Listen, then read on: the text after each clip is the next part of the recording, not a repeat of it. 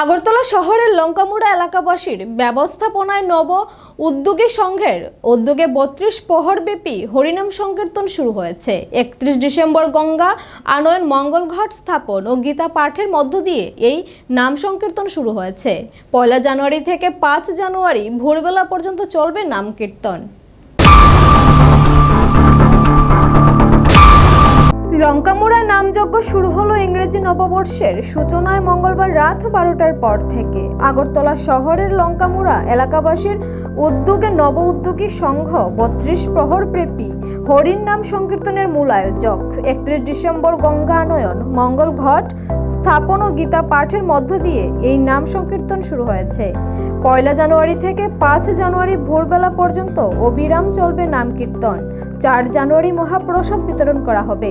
বুধবার উৎসব প্রাঙ্গণে এক সাংবাদিক সম্মেলনে উৎসব কমিটির সহ কোষাধ্যক্ষ বিষ্ণুপদ অধিকারী জানান, উৎসব পরিচালনার জন্য শক্তিশালী কমিটি গঠন করা হয়েছে। নাম কীর্তন পরিবেশন করার জন্য রাজ্য এবং রাজ্যের বাইরের নাম করে কীর্তনীয় দল এসে পড়েছে।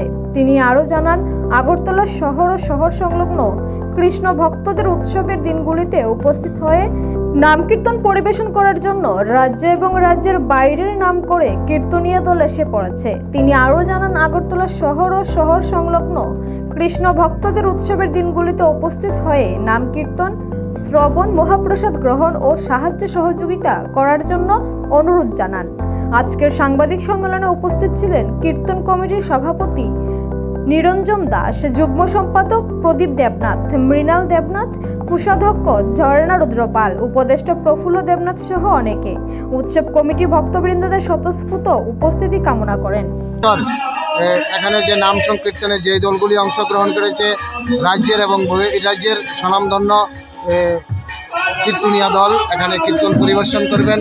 আপনাদের মাধ্যমে আমরা সমস্ত অংশের মানুষের কাছে নিবেদন করছি এই অনুষ্ঠানে সবাই সামিল হওয়ার জন্য। আমরা গতকালকে 31 ডিসেম্বর অধিবাসের মাধ্যমে এই হরিনাম সংকীর্তনের শুভারম্ভ হয় এবং আগামী শনিবার 4 জানুয়ারি মহাপ্রসাদ বিতরণের মাধ্যমে পরদিন 5 জানুয়ারি সকালবেলায় নগর কীর্তনের মাধ্যমে এই উৎসবের সমাপ্তি ঘটবে। আবারও আপনাদের মাধ্যমে আমরা সবার কাছে বিনীতভাবে অনুরোধ করছি এই উৎসবকে সবাই উপস্থিত হয়ে যেন সাফল্যমণ্ডিত করেন সব সনাতন ধর্মী গৌরপ্রিয় ভক্তবৃন্দের কাছে। আমার নাম বিষ্ণুপদ অধিকারী। নিজস্ব প্রতিনিধি রিপোর্ট, এশিয়ান টাইমস।